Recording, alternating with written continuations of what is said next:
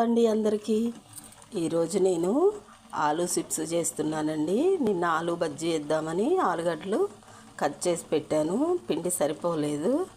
అవి వేస్ట్ చేయటం ఎందుకని చెప్పి ఇలా ఆలు చిప్స్ చేద్దామని చెప్పి చేస్తున్నాను.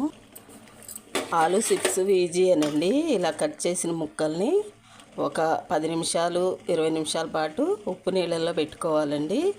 ఆ నీళ్ళన్నీ వార్పేసి వేరే వాటర్ పోసుకొని కొంచెం ఉప్పు వేసుకొని స్టవ్ మీద పెట్టుకొని ఒక పొంగు రానిచ్చి ఆర్పేసుకోవాలి.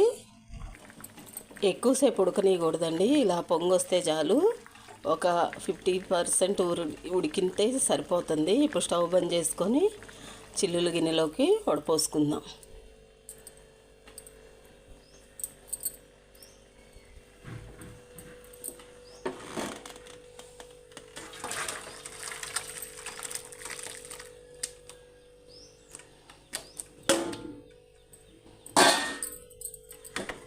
ఇలా వడపోసుకున్న తర్వాత ముక్కలు కొంచెం నీళ్ళు మొత్తం కారిపోయేదాకా ఇలానే వదిలేయాలి.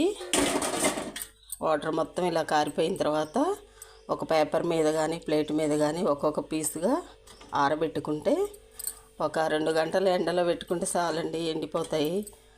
ఈవినింగ్ స్నాక్స్ కోసం ఆలు చిప్స్ వేయించుకోవచ్చు. ఇలా ఒక్కొక్క పీస్గా తీసుకొని ప్లేట్ మీద ఇలా ఆరబెట్టుకోవాలండి. ఆరబెట్టుకొని ఎండలో పెట్టేసుకుంటే టేస్టీ గల ఆలు చిప్స్ రెడీ అయిపోతాయి.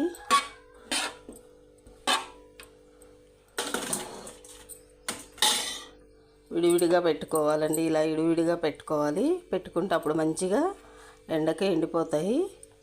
ఈవినింగ్ స్నాక్స్ కోసం ఆలు చిప్స్ రెడీ. ఇదిగోండి, ఇలా ప్లేట్ అంతా ఇలా పల్చగా ఒక్కొక్కటిగా ఇలా పెట్టుకోవాలి. పెట్టుకొని ఎండలో పెట్టుకుంటే ఆలు చిప్స్ రెడీ అయ్యండి. మా వీడియో మీకు నచ్చినట్టయితే లైక్ చేయండి, షేర్ చేయండి, సబ్స్క్రైబ్ చేయండి. నెక్స్ట్ వీడియోలో కలుద్దాం ఫ్రెండ్స్. బాయ్.